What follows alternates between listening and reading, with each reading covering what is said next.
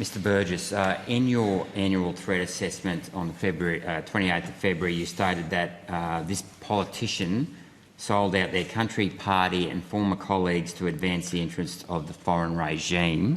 You then went on to say that several individuals should be grateful that the espionage and foreign interference laws are not retrospective. I'm just curious, are you aware of section 142(2) of the Commonwealth Criminal Code Act that says a Commonwealth public official commits an offence if the official engages in conduct with the intention of obtaining a benefit for himself or herself? How does that ex-politician who sold out his country not fall into this category, and why is ASIO claiming that this official can't be prosecuted? So firstly, Senator, I'm not aware of that law. I'm not a law enforcement agency, so I wouldn't expect me or my agency to be across that, so we don't do prosecutions. Okay, well I understand that you've received correspondence from barristers to make you aware of that particular legislation, so I'm a bit surprised that you're claiming that you're not aware of it, because ASIO, and I've tabled it, correspondence has been sent to you. So anyway, now that you are aware of it, are you prepared to actually prosecute this politician on the basis that they sold out their country? Again, Senator, I'm not law enforcement. I have no ability to prosecute anyone. So you can call... Senator Rennick, I suspect you might be able to get some answers to that. The DPP will be giving evidence around this time tomorrow night, and obviously the AFP will be giving evidence at this stage tomorrow afternoon, so perhaps they might be able to assist you. Okay. Well, let me put this question to you, Minister, or to Mr Burgess. Do you believe that it's in the public interest that this particular politician is prosecuted and is subject to trial by jury so that the Australian people can make an assessment on whether or not a crime has been committed? Well, I think as a general proposition, I'd say I think it is in the public interest that the AFP and the DPP are able to independently make a judgment on whether an individual should be prosecuted for any offence. But I'm not going to be sort of telling them who to prosecute. That's not really how our justice system works in this country. Okay, well, if you're not going to tell them, if the government's not going to tell them who to prosecute now that you're aware of this legislation, who is?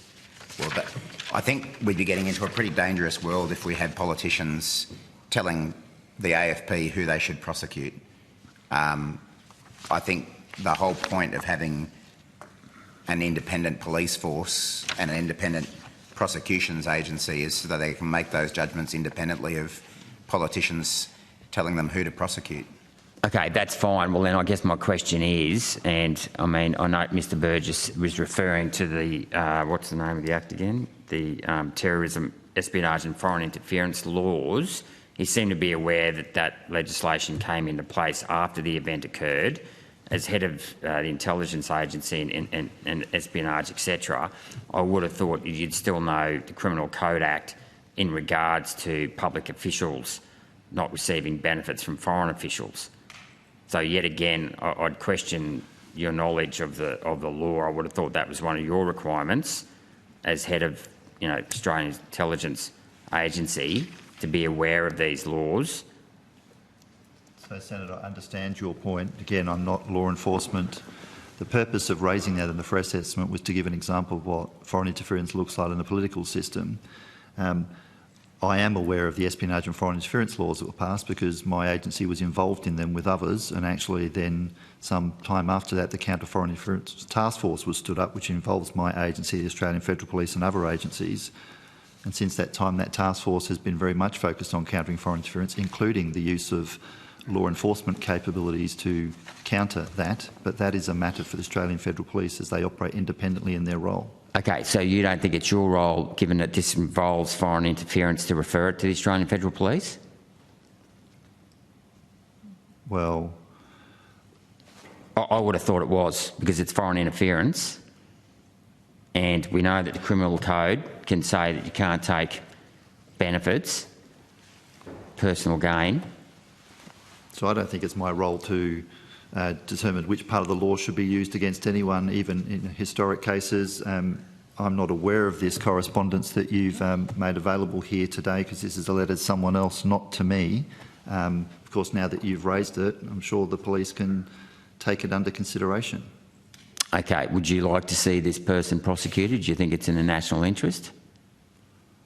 Oh, I'm going to... my view on this is simple. I'm not an Okay. expert. Well, no... Okay, I'll ask another question. I'll retract that statement. That's fine. That's opinion. Was this particular politician ever a minister or a lobbyist?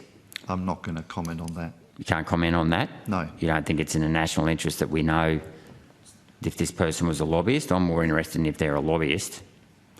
Well, if you're suggesting they're doing... I'm not sure what's behind your question. If they're doing foreign interference today, they'll actually fairly school into the remit. And as I've said in that threat assessment, this problem has been dealt with.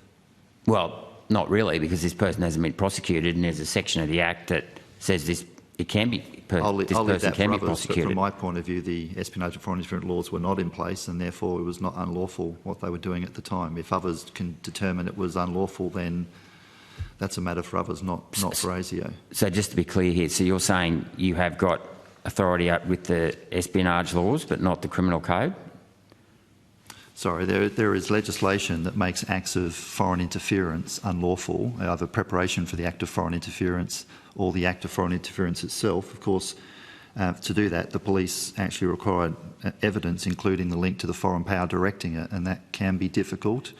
I'm not commenting on the particular example I gave. I'm just saying that that is the law that we have today, and where that law is used, that's the Australian Federal Police that actually takes that up, not ASIO. And I guess that's my question, is that you did raise it. You raised it back in February, and, you know, as other politicians, ex-politicians have said, they don't consider that's fair on them, because now there's basically a question mark over all ex-politicians. Don't you think it's in the national interest that this person is identified, so that people know exactly who betrayed their country or sold out the countries, in your words? Isn't that in the national interest? I will leave that for others to judge whether there's something to be prosecuted here or not. Again, I'm not a law enforcement agency. Well, your own words were several individuals should be grateful the espionage and foreign interference laws are not retrospective. Yeah, that's a judgment, but in terms of whether that's acted upon or not, is it not a matter for the Director on Security? I think the point Mr. Burgess was making, and obviously he can tell me if I get this wrong, is that the point he was making was that had the espionage and foreign interference laws been in force at the time this act occurred, then that person could have been prosecuted under those laws. But because the act occurred before those laws were in force, they couldn't be prosecuted under those laws. You've raised a separate question, which is under more general federal criminal law, whether someone could be prosecuted for those offences, and that's something that's really outside ASIO's bailiwick. That I would have thought that's probably a decision for the AFP or the DPP, because they administer Commonwealth law generally, and that's why I was suggesting maybe you're better off putting those questions to those agencies when they appear tomorrow. Okay, last question, Chair, and I'll finish. So how do you go about referring this particular issue to the AFP? Can I do that as a senator? Can any individual public can refer to the AFP? Yep. Ask them to investigate? Yep. Okay, thank you.